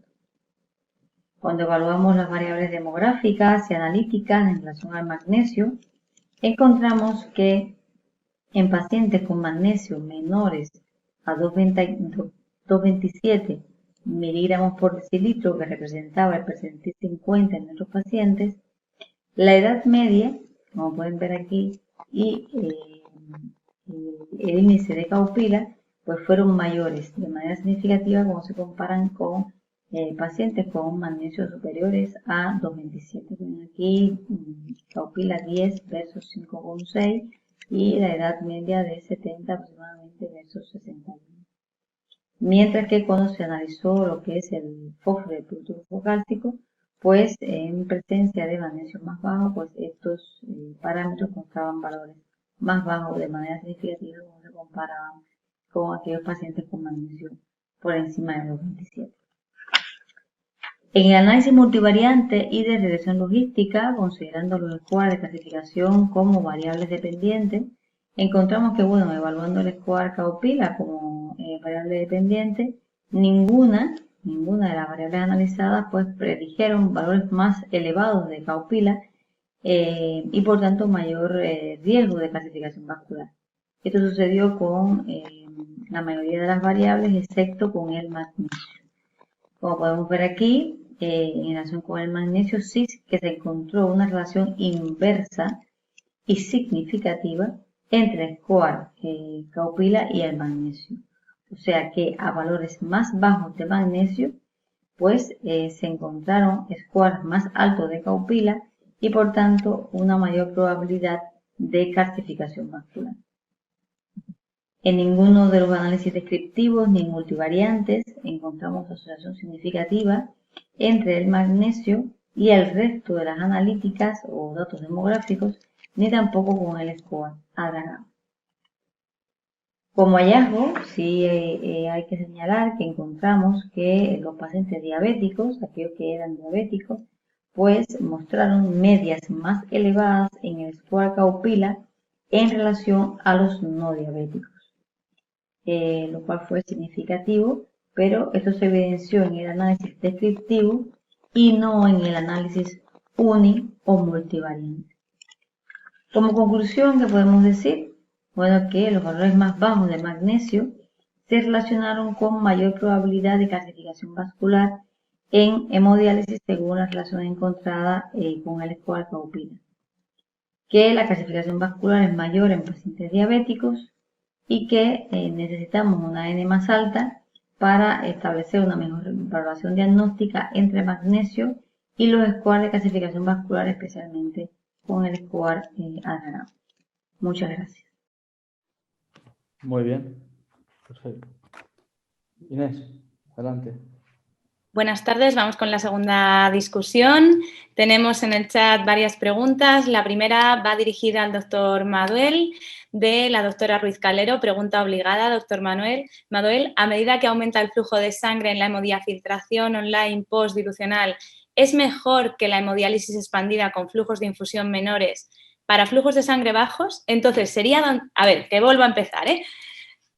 O sea, lo que dices, para flujos de sangre bajos, ¿sería la hemodiálisis expandida la mayor ventaja? Ya que estos volúmenes de infusión más altos con la online los podemos conseguir en muchos pacientes, pero, por ejemplo, para pacientes con catéteres, ¿sería realmente la indicación de la hemodiálisis expandida para pacientes que no alcanzan ese flujo de bomba? Doctor Maduel. Sí, no exactamente. Hicimos una publicación recientemente pensando en este tipo de pacientes, sobre todo pensando en los pacientes de Japón. Hicimos una comparación a 250 mililitros minutos de flujo de sangre y comparamos una infusión predilucional, una infusión postdilucional, la hemodiálisis expandida y pudimos comprobar, y hemodiálisis de alto flujo, y pudimos comprobar que la mejor capacidad depurativa estaba en hemodiafiltración postdilucional, a pesar de que no se alcanzaba unos litros como quizás quisiéramos de 20 y pico litros, de 23, 24 litros. Por lo tanto, en segundo lugar, seguía manteniéndose la diálisis expandida. Y en tercer lugar, la predilucional y en último lugar, la hemodiálisis de alto flujo. Por lo tanto, yo creo que cuando tenemos una fístula que no funciona bien, tal como hemos visto, tenemos ya más del 30% de catéteres. Si tenemos una fístula disfuncionante, lo que tenemos que hacer estas unidades de acceso vascular es buscar una solución y buscar un flujo adecuado para los pacientes. Pero si tenemos una fístula disfuncionante, no va a ir bien en ninguna de las técnicas de diálisis. Esta es al menos mi opinión. Pero entonces, perdón por la pregunta, pero ¿dónde quedaría la indicación de la hemodiálisis expandida? O sea, si es peor que en la online a cualquier flujo de bomba... No es que sea peor, pero como, por ejemplo, en vuestras manos y en nuestras manos, utilizando un dializador adecuado, con unos flujos automáticos que están optimizando estos dializadores, vemos que tenemos mejores resultados. Hay muchos centros que no tienen posibilidad de hacer hemodiafiltración. Y todos ellos podrían tener esta opción. O utilizan unos filtros que no son tan eficaces como los que podemos utilizar nosotros y puede estar allí. De todas formas, no es que sea peor, pero está muy cerca. Cuando uno utilizamos hemodiálisis de alto flujo, tiene muchas más ventajas utilizar la hemodiálisis expandida. La hemodiálisis expandida vimos que está muy cerca de hemodiafiltración postdilucional. Hay otra pregunta para el doctor Maduel. Doctor Barbieri pregunta que si ha entendido bien en la hemodiálisis expandida versus hemodiafiltración online postdilucional, para un mayor flujo de bomba de 400 se requirió menos sustitución del valor neto para igualar la performance de la expandida en reducción de beta-2 microglobulina. Y pregunta, ¿no debería ser al revés? Al conseguir un flujo de bomba mayor, la hemodiálisis expandida conseguiría mayor reducción de beta-2. Y sería necesario un mayor volumen de sustitución en la postdilucional para igualarlo, ¿no? No es exactamente, yo creo que es al revés, porque la hemodiálisis expandida, independientemente del flujo de sangre, tiene un comportamiento. Como la retrofiltración es interna y no la podemos controlar, lo que sí podemos controlar es que con 400 de flujo en comparación con 350, el volumen convectivo era ligeramente superior. Había un poquito más de dosis convectiva y era una forma de comprobar, ¿no? de cuál era el comportamiento. Las diferencias eran mínimas. Si uno decía que tenía que ser el 23% del total de sangre depurada, pues este se quedaba en el 19-20%. Son cifras muy parecidas, pero que siempre van a favor de la hemodiafiltración en línea. De acuerdo, muchísimas gracias. Pasamos a una pregunta. Primero, hay de la misma persona, la doctora Arias, pregunta al doctor Iván Carmena si el cálculo del refilling lo han continuado haciendo tras finalizar el estudio y si les ha sido útil para el ajuste del peso teórico. Vale, sí, el cálculo del refilling, bueno, hemos ampliado pacientes en el estudio, actualmente tenemos 55 y sí que nos ha sido útil para el ajuste del peso seco. Hemos visto, bueno, de acuerdo con literatura previa, que las hipotensiones intradiálisis son más frecuentes cuando el volumen sanguíneo absoluto prediálisis ajustado por peso seco es inferior de 65 mililitros por kilo. Entonces sí, con ayuda de la anamnesis, de la exploración física y la bioimpedanciometría, el cálculo del refilling y del volumen sanguíneo absoluto sí nos sirve como otra herramienta más a la hora de predecir si un paciente tiene bien o mal ajustado el peso seco y si es más o menos probable que vaya a tener un evento hipotensivo intradiálisis. De acuerdo, muchas gracias. Y una pregunta más de la doctora Arias para la doctora Moreno. Si detectaron variaciones en el peso basal y final a lo largo del estudio y si valoraron sobrehidratación y ajustes de peso seco para el control de la tensión arterial como posible sesgo. Hola, buenas tardes. No encontramos diferencia en cuanto a la ganancia de interdiálisis ni al peso teórico. Y con la tensión esta tan baja que teníais ya, o sea, no sé si era una sistólica de 120 al final de los 12 meses de seguimiento en el grupo de tecalcetide, ¿no pudisteis bajar hipotensores? O sea, No, realmente al finalizar del estudio, comparando con el número de hipotensores que llevaban al principio, incluso la dosis, no hubo cambio significativo, ni en el tipo ni en el número de hipotensores. Realmente es que hablamos de en torno a 10 milímetros de mercurio más o menos, que realmente no nos obligó a tener que retirar, ¿no? Y mantenían los pacientes unas tensiones en torno a 12, que con lo cual no era una tensión de 10 que al final nos planteamos retirar. Se mantuvo bastante estable eso, en torno a 10 milímetros más o menos de mercurio. De acuerdo, muchas gracias. Y una pregunta más de la doctora Albalate, de nuevo al doctor Maduel. Bueno, vamos muy bien de tiempo, nos quedan 6 minutos de discusión todavía. Dice, le da las felicitaciones por el trabajo. En la práctica, ¿cuál es el espacio que ocupa la hemodiálisis extendida? ¿Lo indicaría si tiene igualdad de posibilidad de poner hemodiafiltración online? Luego hay otra pregunta, pero para el doctor Carmen. Yo creo que están en una situación muy parecida ambas técnicas, entonces depende uno de las posibilidades que tengan cada unidad de diálisis. Pero lo que sí hemos podido observar que realmente cuando uno es una nueva técnica que ha aparecido en estos últimos años, uno quiere probarlo y ver qué posición tiene en la experiencia de cada una de las unidades de diálisis. Nosotros hemos podido comprobar que tiene una eficacia realmente muy buena, pero todavía en nuestras manos la postdilucional con ese sistema automático que optimiza la perfusión durante las sesiones de diálisis nos sale un pelín por encima con significación estadística en muchos de los trabajos. Pero realmente si uno no puede hacer la postdilucional por cualquier cosa, yo creo que estaría muy cerca este tipo de tratamiento. De acuerdo. Y para el doctor Carmena, comenta la doctora Albalate que en su unidad han medido el volumen absoluto, pero los resultados quedan muy alejados de los que aparecen publicados, con un punto de corte de 65 mililitros kilo como indicador de hipotensión, que en la práctica no les aportó demasiado. Que si tiene usted alguna experiencia al respecto o algún punto de corte calculado diferente. No hemos calculado ningún punto de corte, pero sí que es cierto que por debajo de 65 mililitros por kilo es cuando se empiezan a ver se ha demostrado que hay una asociación estadísticamente significativa con hipotensión intradiálisis, pero sí que es cierto que en nuestros pacientes el volumen sanguíneo absoluto prediálisis fue bastante superior de 65 mililitros.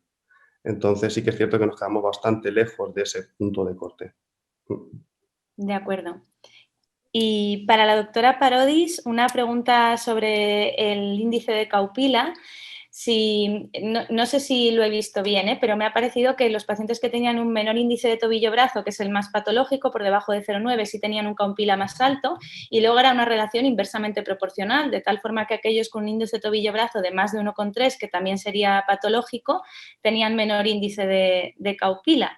No sé cómo lo explica o qué reflexión sobre, porque el otro índice sí que hacía como una especie de curva, ¿no? No sé si ve mejor utilizar uno que otro, ¿cuál nos recomendaría utilizar en la práctica clínica?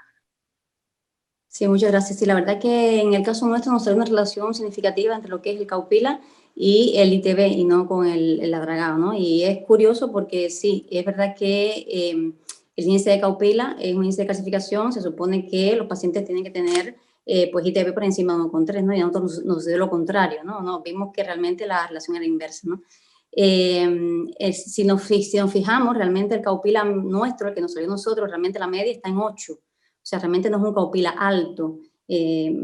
Para llegar a 24, o sea, teníamos pacientes que llegaron hasta 21 de Kaupila, pero teníamos pacientes, o sea, la media era de 8. Realmente, probablemente, sí que la clasificación está influyendo en que hayan ITBs más bajos, pero no quizás sea lo más importante, ¿no? Sino que esto está sumado a la heterogénesis, a todas las aterosclerosis generalizadas que tiene el paciente, pues se suma un poco de clasificación, pero no tanto como para que genere una relación proporcional y directa entre ITB y Kaupila. Yo creo que pues eso, probablemente la clasificación no es tan importante por el índice de Kaupila, a diferencia en el caso del adragado, que sí lo fue más, pero no nos salió la relación significativa.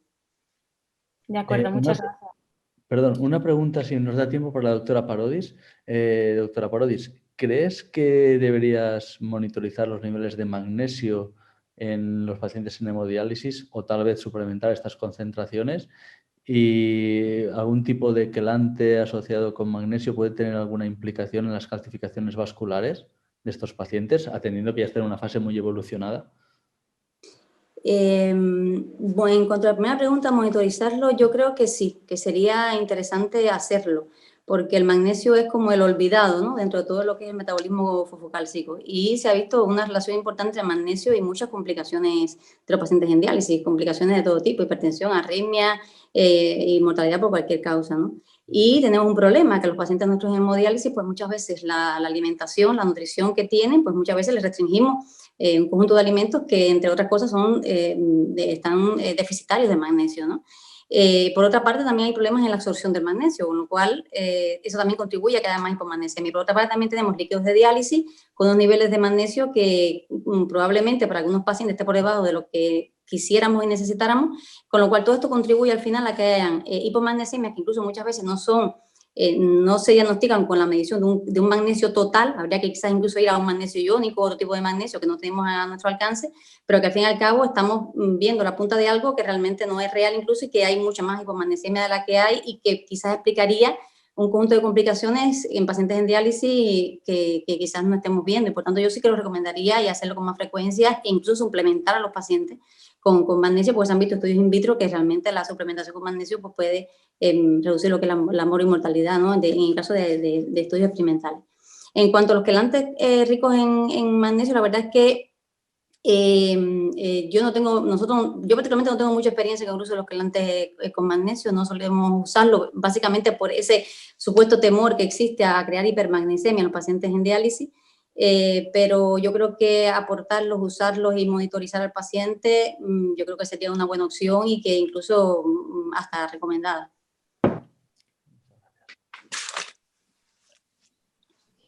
¿Alguna pregunta más, Inés? ¿Alguna pregunta más? Por aquí no, Vicens. ¿Por ahí tienes algo más? Por aquí nada. Si Pues vamos viendo tiempo, vamos pasamos muy a la bien, tercera. de tiempo. ¿Sí? ¿Queda algún minuto? No, fenomenal. Yo creo que si queréis, para seguir en tiempo, dar las gracias a todos los ponentes, que han sido súper interesantes las ponencias. Y si te parece, Vicens, damos paso al tercer bloque. Perfecto. Adelante. Gracias a vosotros. Gracias. Hasta luego. Muy bien. Adiós. Adiós. Hola, buenas tardes. Mi nombre es Marta Arias y en esta comunicación les hablaremos de cómo ha afectado esta pandemia a nivel nutricional a nuestros pacientes en diálisis y qué herramientas hemos utilizado para combatir. Se ha podido comprobar durante esta pandemia que el manejo nutricional de nuestros pacientes en hemodiálisis, que han sido los más afectados dentro de las diferentes opciones de tratamiento renal sustitutivo, ha sido complicado. ¿Por qué? Por las decisiones logísticas que hemos tenido que tomar, que han afectado a la calidad del tratamiento que les hemos ofrecido, y por las consecuencias de esta infección a nivel tanto orgánico como anímico.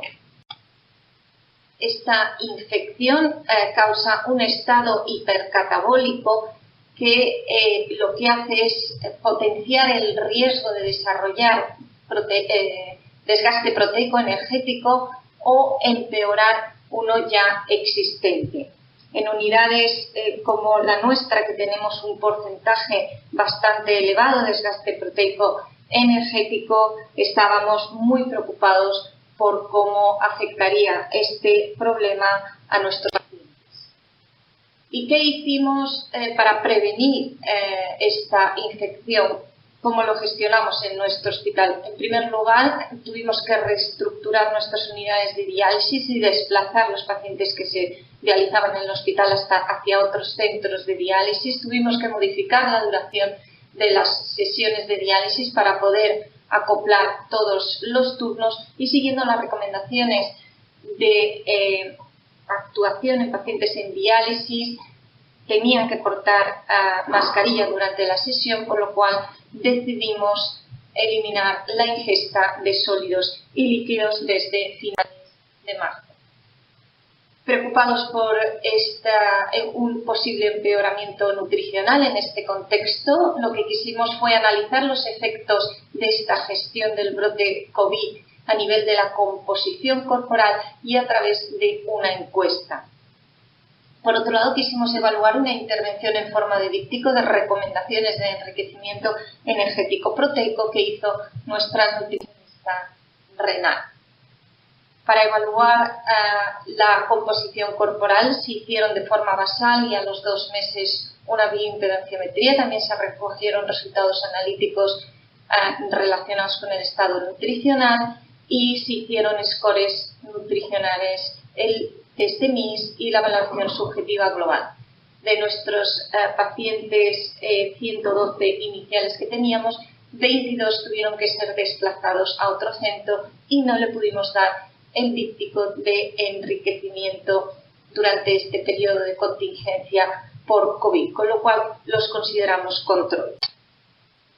Esta es la encuesta basal y final que hicimos a nuestros pacientes, que analizaremos posteriormente en resultados, y en el díptico que se hizo especialmente para este momento de la pandemia, lo que se le aconsejaba al paciente era cómo enriquecer su alimentación a nivel proteico y energético, qué ingredientes podía agregar para enriquecer los platos, cómo añadirles a sus recetas habituales, sugerencias de diferentes tentempiés y qué podían hacer en caso de tener poco apetito.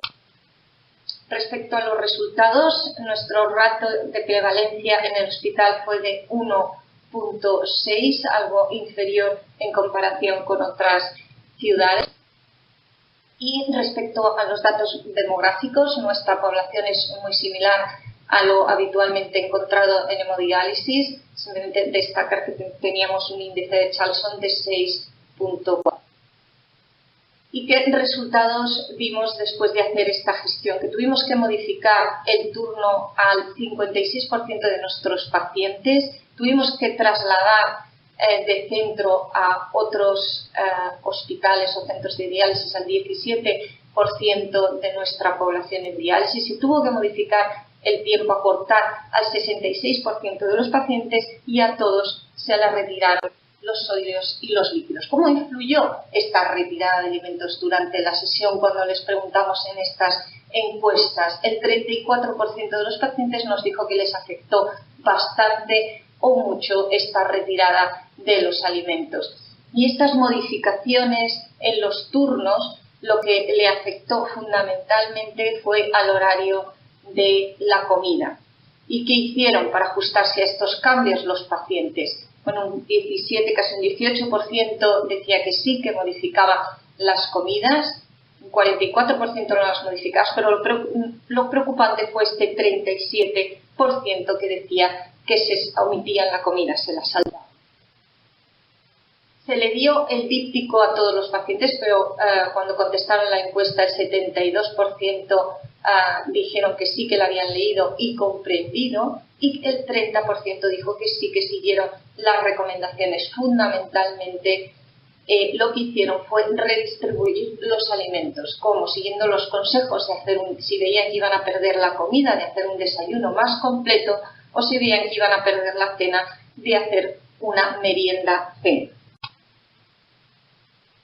Respecto a si los pacientes comían igual que antes de la alerta COVID, muchos pacientes, casi un 65%, admitieron comer menos y si veis casi un 20%, aumentando algo en la encuesta basal, habían perdido el apetito. Aunque nos llamó la atención también este dato en la encuesta final de que algunos pacientes sí que parece que habían aumentado algo el apetito. Cuando finalmente en junio reincorporamos otra vez la ingesta de sólidos y de líquidos, el 85% valoró muy positivamente esta actuación y el 95% recuperó el ritmo de comidas tras volver a su turno habitual.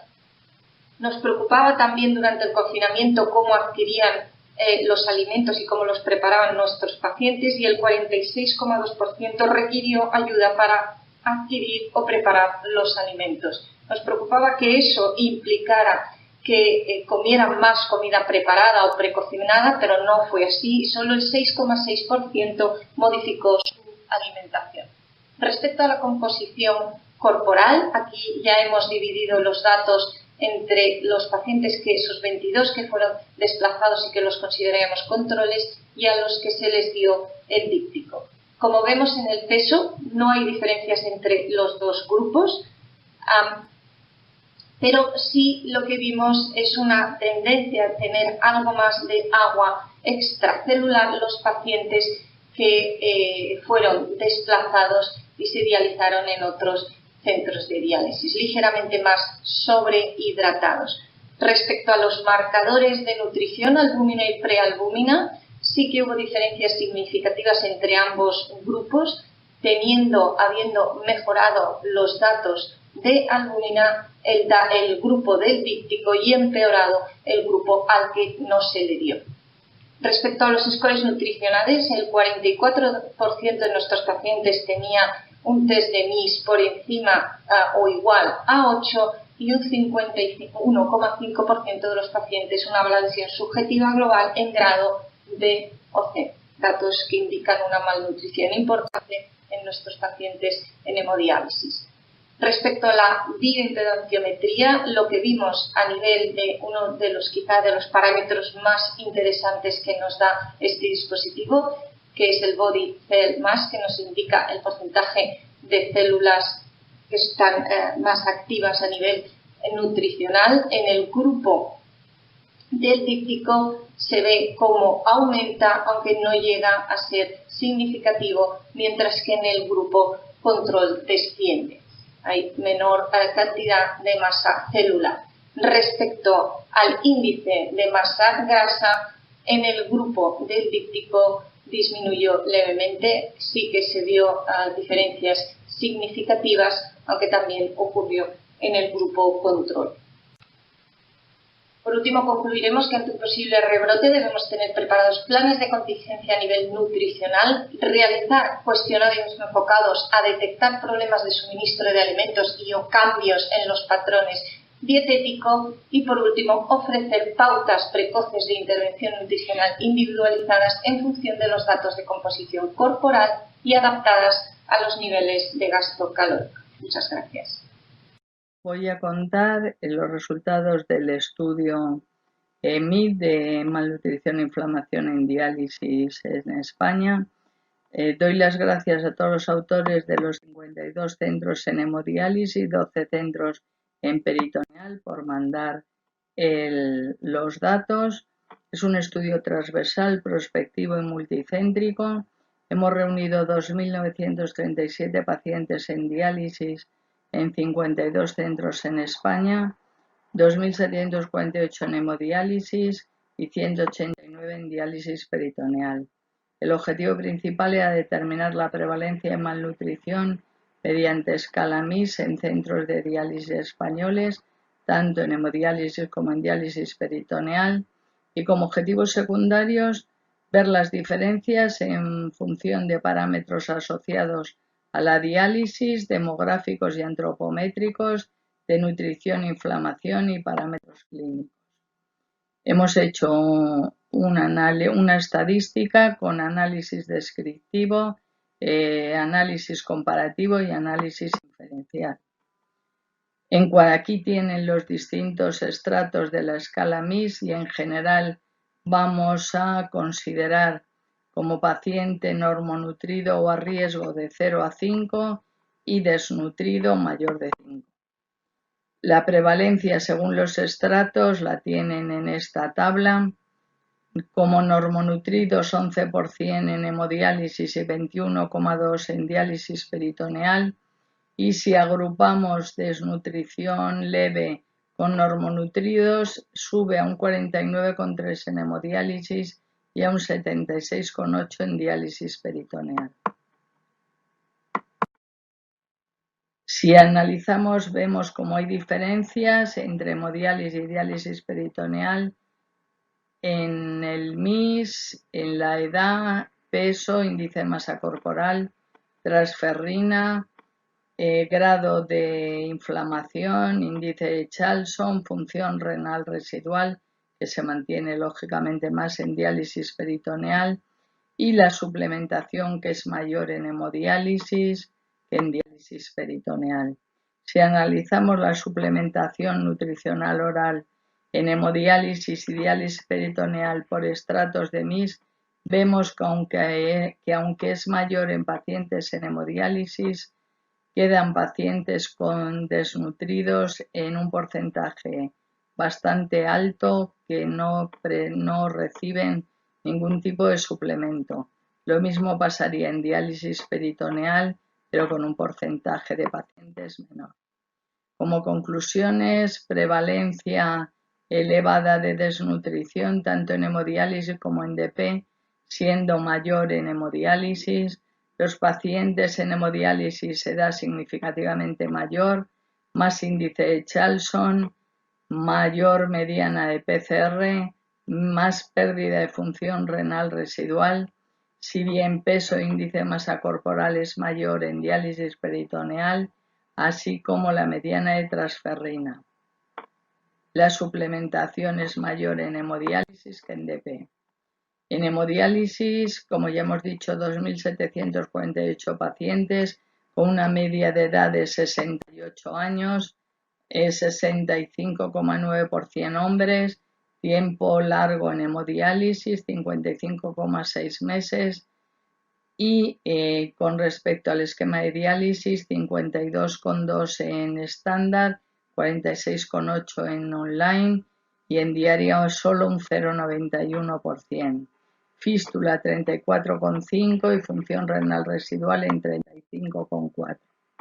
Encontramos diferencias significativas entre, poniendo el punto de corte en 5, en el sexo, edad, peso, índice de masa corporal, transferrina, grado de inflamación e índice de Charlson. Asimismo, considerando el acceso vascular, porcentaje mayor de malnutridos en aquellos que llevan catéter, tiempo en hemodiálisis también actúa como posible factor de riesgo, hemodiálisis estándar, mayor porcentaje de pacientes desnutridos con respecto a hemodiafiltración online. Lo mismo pasa con la pérdida de función renal residual y los suplementos son del 19,5% en pacientes desnutridos. Haciendo un estudio de regresión en el análisis multivariante, vemos cómo hay una significación estadística para edad, sexo, tiempo en hemodiálisis, tipo de diálisis, acceso vascular, presencia y función renal residual e índice de Charlson. Como conclusiones, frecuencia en mujeres mayor desnutridas que normonutridas, con patrón inverso en los hombres, mejores resultados de escala MIS cuando la edad es menor, peso e índice de masa corporal disminuyen cuando aumenta la desnutrición, valores de transferrina disminuyen con MIS más elevado, valores de PCR mayores con MIS mayor, esquema de hemodiálisis estándar se asocia con mayor frecuencia de desnutrición frente al de online, frecuencia en normonutridos mayor cuando el acceso vascular es fístula versus catéter, a mayor tiempo en hemodiálisis mayor frecuencia de desnutrición, paciente con MIS mayor de 5, índice de Charlson mayor, y la pérdida de función renal residual se hace más evidente a medida que aumenta la desnutrición. A pesar de que el porcentaje de pacientes que toman suplementación es mayor en los desnutridos, sigue siendo bajo del 19,5%.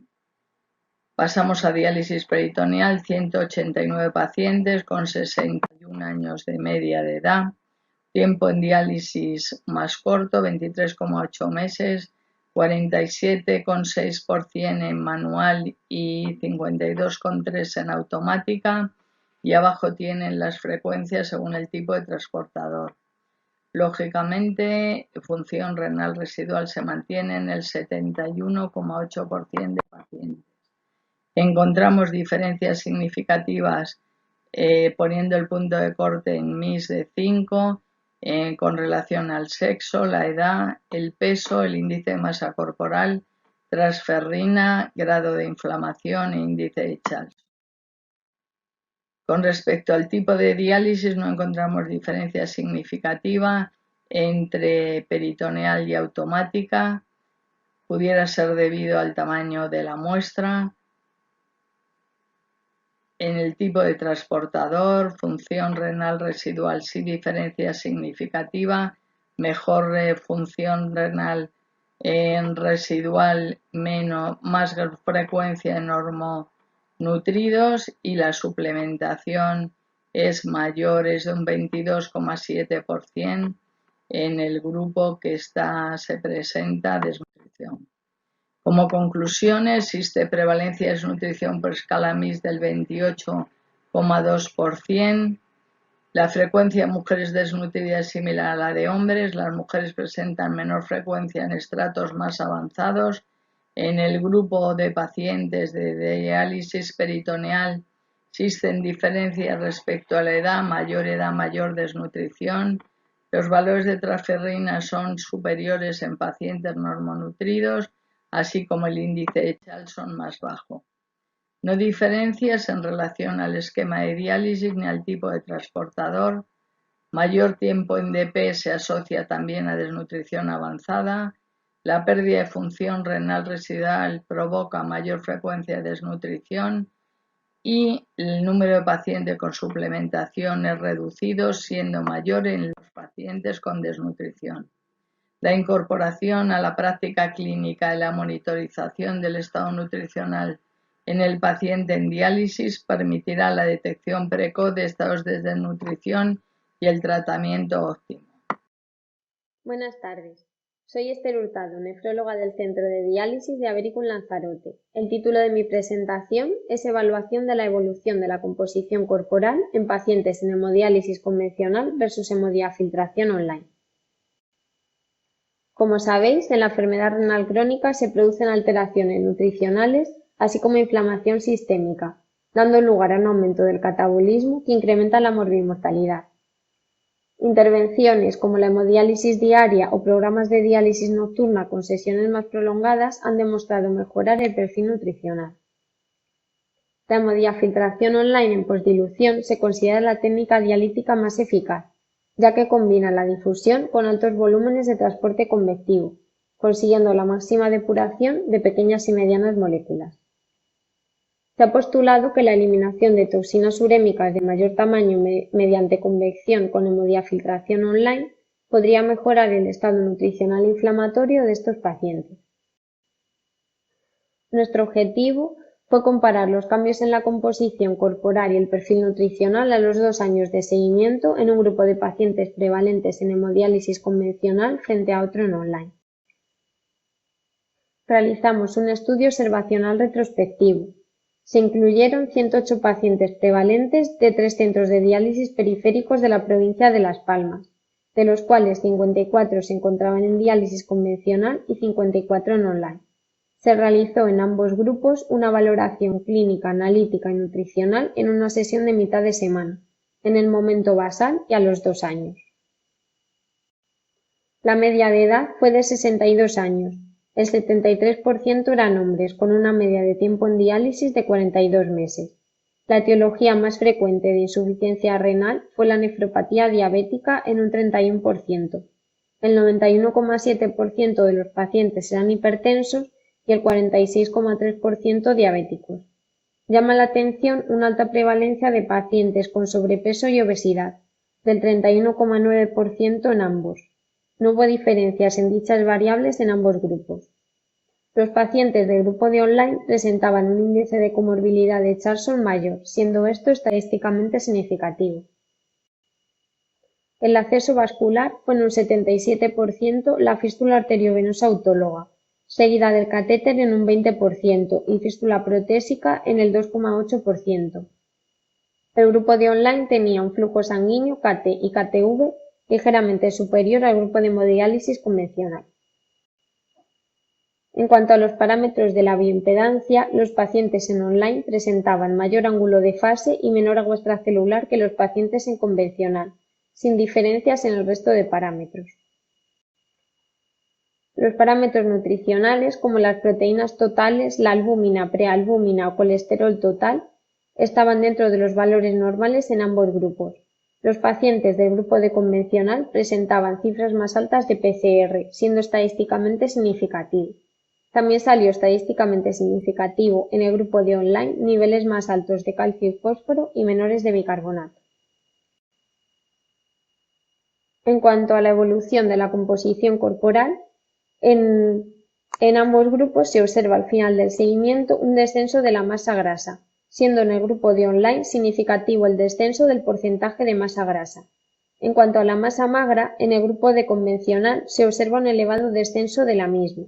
Es un descenso muy marcado, que no se acompaña de un descenso proporcional del peso seco, IMC, masa celular corporal o ángulo de fase como cabría esperar, por lo que nos quedan dudas de que se trate de un error de medición, aunque sí que nos quedamos con que existe esta tendencia.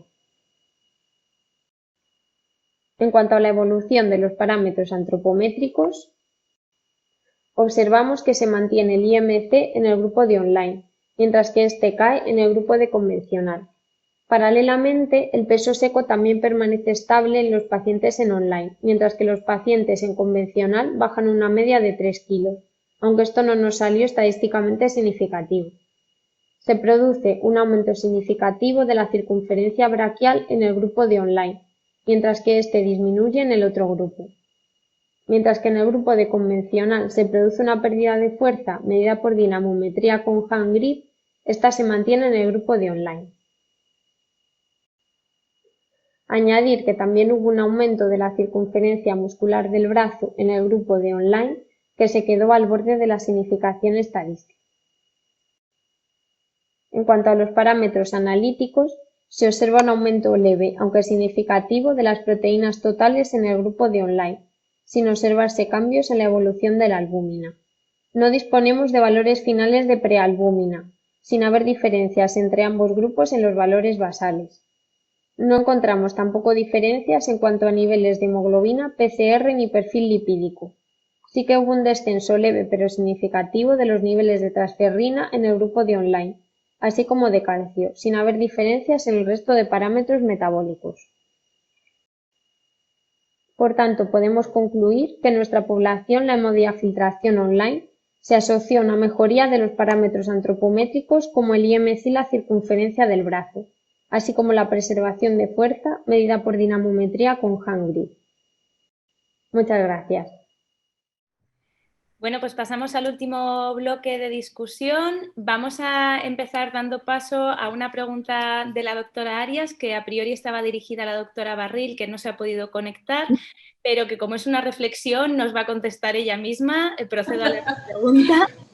Dice, ¿cómo justificamos? Es una pregunta realmente muy pertinente, que solo el 19,5% de los pacientes con un MIS superior a 5 se encuentran con suplementación oral. Y la reflexión es porque tenemos una falta de nutricionistas, es porque hay una dificultad para obtener suplementos orales por problemas de subvención, que claramente debemos trabajar en esta línea porque nuestros pacientes están muy envejecidos, muy desnutridos, hay que incorporar nutricionistas en las unidades, no solo para valorar, sino también para tratar esta desnutrición, ¿no, Marta? Claro, es lo que quería comentar, que nosotros como nefrólogos yo creo que cada vez vamos incorporando más en nuestras unidades de diálisis las valoraciones nutricionales, hacemos test de MIS, hacemos valoraciones subjetivas globales, sabemos interpretarlas, pero claro, luego hay que pasar a la acción.